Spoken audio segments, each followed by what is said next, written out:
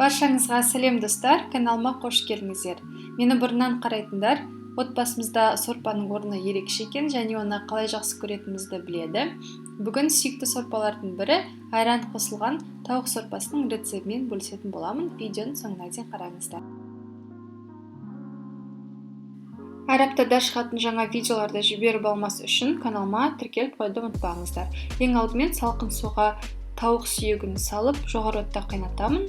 Қайнай бастағанда көбігін аламын және отты орташаға төмендетіп, тағы да 10-15 минуттай тауық етін толық піскенше пісіремін.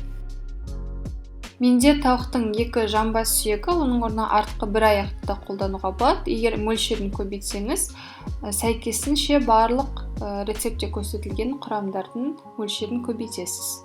Барлық ингредиенттердің толық мөлшері видеоның төменгі жағында описание бөлімінде жазылған. Ет піскен соң басқа бір ыдысқа сүзіп аламын. Кішкене суыған соң біз қабығын жемейтін болғандықтан алып тастадым. Етті қолмен майдалап бөлемін. Ет кішкене ыстық болғандықтан шанышқы пайдаландым. Егер уақытыңыз тығыз болса, жай ғана пышақпен кесе салыңыз, себебі бұл тек қана көрінісіне ғана әсер етеді.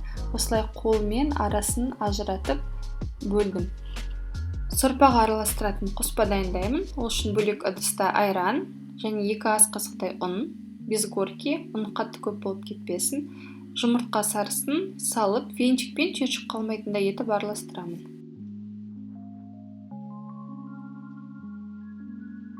Дайын болған бір келкі қоспаны орташа отта қайнап тұрған сорпаға араластырамын. Оны бірден құйып жіберсе іртік-іртік болып қалуы мүмкін.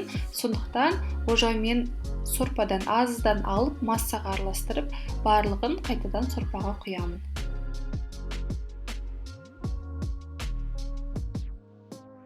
Сорпаға тұзы мен бұрышын саламын. Алдын ала пісіріп, мұздатып қойған ноқаттан саламын. Егер сізде болмаса, қоспасаңыз болады. Және де макаронның осы зернышко деген түрінен саламын. Сізде бар, кез келген вермишельді сала берсеңіз болады.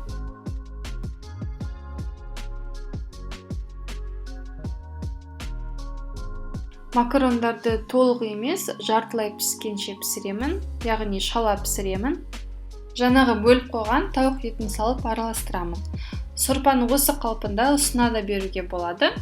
Бірақ бұл түрік сорпасы болғандықтан өзіндік ерекше бір қышқыл дәмімен жақсы көреміз. Ал сол қышқыл дәм беретін бір тіше сарымсақты қысқыштан өткіземін. Және де бір ас қасық сірке суын қосамын. Менде 9% столовый уксус.